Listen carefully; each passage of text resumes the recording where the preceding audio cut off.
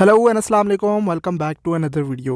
जैसे जैसे पीएसएल का 9th एडिशन करीब आया, वेन्यूज़ एंड स्टेडियम्स को लेकर काफ़ी बहस हुई। इवन यहाँ तक कि पेशावर ज़ल्मी के ऑनर भी मैदान में आ गए। लेकिन हमेशा की तरह इस बार भी ट्वीट से काम लिया कि पेशावर के होम मैचेस पेशावर के स्टेडियम में कराए जाएं। खैर, सारी बातें अपनी जगह, लेकिन आज की वीडियो में हम डिटेल एनालिसिस करेंगे with latest drone shots after completion of chairs installation कि क्या पेशावर स्टेडियम इस स्टेज पे है कि वहाँ पे PSL 9 के मैचेस होस्ट किए जाएं। इसका जवाब आगे आपको वीडियो में मिल जाएगा, इसलिए एंड तक साथ जुड़े रहिएगा, पूरी वीडियो देख लीजिएगा। हम each and every single stand में ड्रोन को मूव करेंगे तो आपको फ्रेश काम की अपडेट्स भी कवर हो जाएंगी, starting from the square wicket area जहाँ पे पिचेस हैं। तो नीचे आपको मार्क्स दिख रहे होंगे, जो ये स्पॉट्स आपको दिख रहे हैं, ये अंडरग्राउंड स्टंप माइक के लिए एक्सक्यूवेशन की गई थी, उसके बॉक्सेस फिक्स हो चुके हैं, सिर्फ उसमें अब वायरिंग करनी है। वो तो जब आप मैचेस कराते हैं तभी पॉसिबल हो पाता है। Besides this, as you can see, pitches almost ready हो चुकी हैं। नंदीपुर गुजरावाला की फेमस पिच क्ले यहाँ पे यूज की गई है। तो पिचेस की जहाँ तक एनालिसिस है वो ऑलमोस्ट रेडी है, उस पर सिर्फ मार्किंग वगैरह करनी है एंड वो मैचेस से पहले रेडी हो जाते हैं। इतना टाइम है कि आप पिचेस रेडी कर सकते हैं। बाकी आप चैनल को सब्सक्राइब करके बेल आइकन को दबा लें। Each and every single stand में ड्रोन को मूव करके लेके जाएंगे, उसका एनालिसिस करेंगे कि वो किस सिचुएशन में है। साथ में वीडियो को भी लाइक कर दीजिएगा। पिचेस 22 यार्ड्स की हैं, जो ऑफिशियल इंटरनेशनल स्टैंडर्ड पे होती हैं। खैर, पिचेस, आउटफील्ड, बाउंड्रीज एंड बहुत सी चीजें वही पुरानी 2006 में जो पाकिस्तान वर्सेस इंडिया की सीरीज हुई थी, यहाँ पे एक मैच हुआ था, उसी के मुताबिक ही रखा गया, उसको नहीं छेड़ा गया। ICC स्टैंडर्ड के मुताबिक यहाँ के जो क्यूरेटर हैं, कंसल्टेंट इंजीनियर्स, उन्होंने बताया कि वही 2006 के मुताबिक इसकी आउटफील्ड रखी गई है, उसमें कोई चेंजेस वगैरह नहीं की गई। मजीद भी ऐसी डिटेल चीजें अगर आपको जाननी है तो वो वीडियो के एंड में ऐड कर दी हैं। पहले ये स्टैंड्स कवर कर लेते हैं, ये लोग देखने आए हैं विद लेटेस्ट ड्रोन शॉट्स। तो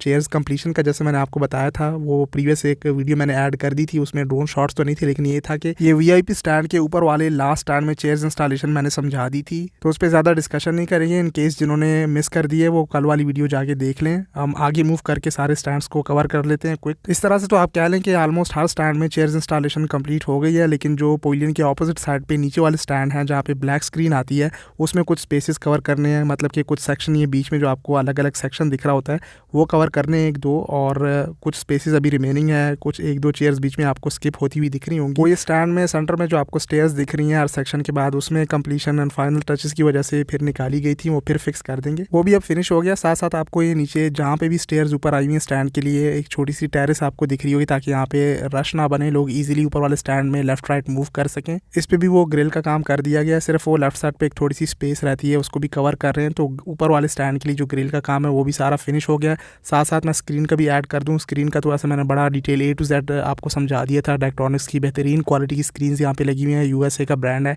लेफ्ट साइड वाले स्टैंड में एक स्क्रीन लगी है एंड एक पवेलियन के राइट साइड वाले ऊपर वाले ग्रीन चेयर्स के स्टैंड में उसकी तरफ भी पूरा रोटेट करके आते हैं, इसलिए मैंने स्टार्ट में आपको कहा कि एंड तक कंटिन्यू रखना है वीडियो को। दोनों स्क्रीनें 22x37 फीट की हैं। तो इलेक्ट्रिकल स्कोर बोर्ड स्क्रीन जो हैं वो स्क्रीन 1 स्क्रीन 2 दोनों फाइनल हो चुकी हैं, सिर्फ उसको एनर्जाइज करके डेमो टेस्ट करना है। हैदराबाद साइड पे हो गया। हैदराबाद की स्क्रीन 30x50 फीट की है, वो बड़ी है थोड़ी सी। साथ मैंने ऊपर वाले स्टैंड की ग्रिल का भी कवर कर दिया है, ग्रिल भी सारी ऑलमोस्ट फाइनल हो गई है, सिर्फ वो थोड़ी बहुत डेकोरेशन एंड ब्यूटिफिकेशन का काम रिमेनिंग है, वो साथ साथ हो रहा है। जैसे कि ऊपर वाले स्टैंड में ये फ्रंट पे जो आपको वॉल दिख रही है, इस पे अभी क्लैडिंग होनी है जिसपे एडवर्टाइजमेंट की जाती है। क्या ही बात होती है कि स्पोर्ट्स बोर्ड मजीद थोड़े पैसे खर्च करके ऊपर डिजिटल जो एडवर्टाइजमेंट की जाती है वो स्क्रीन लगा दी थी, अक्सर आपको स्टेडियम्स में देखने को मिलती होंगी। खैर, ऐसे तो बहुत सी चीजें इंप्रूव हो सकती हैं। चेयर्स इंस्टॉलेशन का थीम तक मजीद बेहतर हो सकता है, लोग तरह तरह के कमेंट्स में सजेस्ट करते हैं, आप कमेंट सेक्शन में ऐड कर दीजिएगा। खैर, वो फ्यूचर में ये सारी चीजें अपग्रेड हो सकती हैं टाइम के साथ साथ। खैर, हम बड़ी बड़ी चीजों को हाईलाइट करके एनालिसिस करेंगे। ये लेफ्ट साइड वाले येलो ब्लू स्टैंड हमने शुरू किया, इसमें मैंने ज्यादा डिटेल चीजें ऐड कर दी। बाकी के स्टैंड में मैं ज्यादा टाइम नहीं लूंगा, सीधा सीधा मूव करके उसकी डिस्कशन करते जाएंगे। सो लेफ्ट साइड वाले ये ऊपर के रेड एंड येलो स्टैंड में रूफ को अगर देखा जाए तो सिर्फ 2 टेंसाइल शीट्स रहती हैं, वो भी इन्होंने फाइनल कर ली हैं, वो रेडी हैं। खैर, रूफ का काम तो हमने आपको वीडियोस में दिखाया है, वो तो फिनिश हो गया। बस वो सिर्फ लास्ट स्टैंड जो रूफ का कवर हुआ था, उसमें सेंटर में जो PVC कोटिंग है वो स्पेसेस कवर हो रही हैं, वो रहती हैं बस। मतलब कि फाइनल थोड़ा जो छोटा छोटा काम है वो रिमेनिंग है। इस तरह से इस रेड चेयर्स के अगले वाले ब्लू एंड नीचे के येलो स्टैंड को देखा जाए तो ये भी सारा कवर है।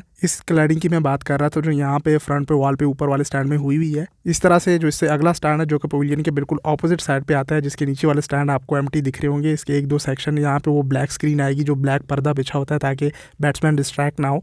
तो इसमें ये एक सेक्शन 2 सेक्शन जो है वो कवर होंगे चेयर से।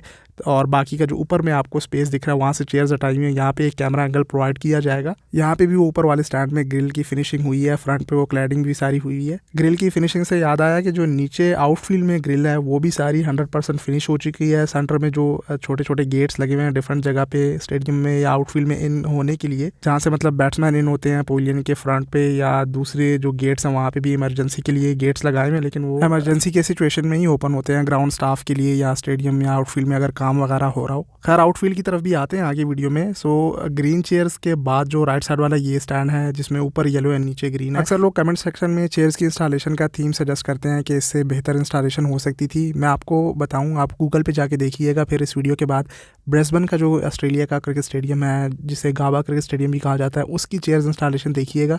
वो भी कलरफुल चेयर्स हैं, लेकिन उसको इस तरह से इंस्टॉल किया गया है कि वो मतलब ऐसे ऑकवर्ड लुक देता नहीं है। ये भी इतना बुरा नहीं है, लेकिन यह है कि कुछ लोगों को ये देखते हुए अच्छा नहीं लगता है। कुछ लोग कहते हैं कि ठीक है लेकिन इससे बेहतर हो सकता था। I agree. बस आप ब्रिस्बेन का क्रिकेट स्टेडियम देख लीजिएगा। बाकी ये लास्ट टाइम में जो चेयर्स इंस्टॉलेशन कंप्लीट हुई थी उसके बाद सेंटर में आपको जो स्टेयर्स हैं उसके लिए काम होता हुआ दिख रहा होगा। वर्कर काम कर रहे हैं और ऊपर से यहाँ रूफ से शटरिंग भी हटाई जा रही है। इसमें सिर्फ वो रूफ में पीवीसी कोटिंग रहती है। सेंटर के जो स्पेस हैं वो कवर करने हैं। इलेक्ट्रिकल स्कोर बोर्ड 2 भी यहाँ पे फाइनल है, सिर्फ इसको एनर्जाइज करना है, डेमो टेस्ट करना है। इस तरह से यहाँ स्टैंड में भी कुछ स्पेसेस हैं जो चेयर से कवर की जा सकती हैं एंड कैपेसिटी इंक्रीज हो सकती है। यहाँ तक सारी वो ऊपर वाली ग्रिल आप देख लें सारी कवर हो चुकी है। इस तरह से पवेलियन साइड पे भी आ जाते हैं। ये भी साथ साथ देखते जाएं तो ओवरऑल स्टेडियम आपको लेटेस्ट अपडेट में कवर हो जाएगा। देखें PSL 9 शुरू हो रहा है 8 फरवरी से, जो कि 24 मार्च तक जाएगा। PSL 9 की तरफ आते हैं, ये ओवरऑल एनालिसिस कवर कर लेते हैं। पवेलियन के जो फ्रंट पे ग्रिल आपको दिख रही है, इसके सेंटर में जो आपको गेट दिख रहा है, इसकी मैं वो पहले बात कर रहा था कि ये भी साथ साथ कवर हो गई है। नीचे का ग्रिल भी 100% फिनिश बल्कि फाइनल हो चुका है।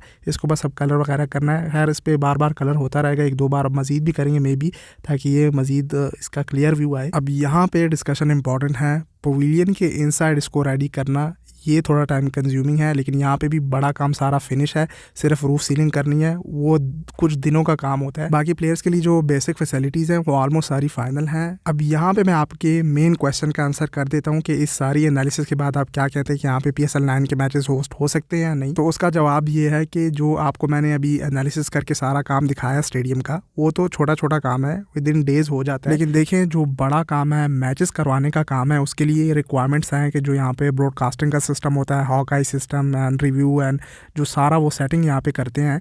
और इसके अलावा जो LED लाइट्स हैं, क्योंकि PSL 9 के मैचेस आपको पता है ऑलमोस्ट जो है डे टाइम शुरू होता है और फिर रात तक जाता है, तो उसके लिए रूफ के एज पे जो ring of fire LED lights install होंगी। खैर फ्लड लाइट्स के लिए पोल्स वगैरह तो नहीं लगेंगे, वो ऊपर एज पे इंस्टॉल हो जाती हैं। लेकिन भाई वो काम बड़ा है, टाइमिंग कंज्यूमिंग काम है। ये जो मीडिया बॉक्स सामने आपको दिख रहा है, इसके इनसाइड वो सारी सेटिंग करना, ब्रॉडकास्टिंग के लिए मैचेस को लाइव दिखाना, मीडिया का जितना भी काम है वो टाइम कंज्यूमिंग होता है। मतलब कि उसके लिए जितना भी सिस्टम होता है इलेक्ट्रॉनिक्स का, इलेक्ट्रिसिटी का, वो सारा फाइनल करना। एंड अभी स्टेडियम में इलेक्ट्रिसिटी को एनर्जाइज नहीं किया गया, वो अभी फाइनल नहीं हुई। हाँ ये है कि स्टेडियम के लिए 3 बड़े न्यू जनरेटर्स आ चुके हैं जो कि बाहर साइड पे हॉस्टल की साइड पे पड़े हुए हैं। हॉस्टल से याद आया, खैर हॉस्टल तो आप बाद में भी रेडी कर सकते हैं। कौन सा आपने प्लेयर्स को यहाँ पे स्टे करवाना है, वो तो स्टेडियम के कुछ ही फासले पे जो पर्ल कॉन्टिनेंटल होटल है, जो कि आजकल सेरिना होटल के नाम से जाना जाता है, जहाँ पे 2006 में भी इंडिया की टीम को वहाँ पे स्टे करवाया गया था। काफ़ी फेमस होटल है, पेशावर के लोग जानते हैं। खैर आप यहाँ पे स्टे ना भी करवाएं, 1-2 मैचेस ही एटलीस्ट करवा लें तो वो भी बड़ी बात है। लेकिन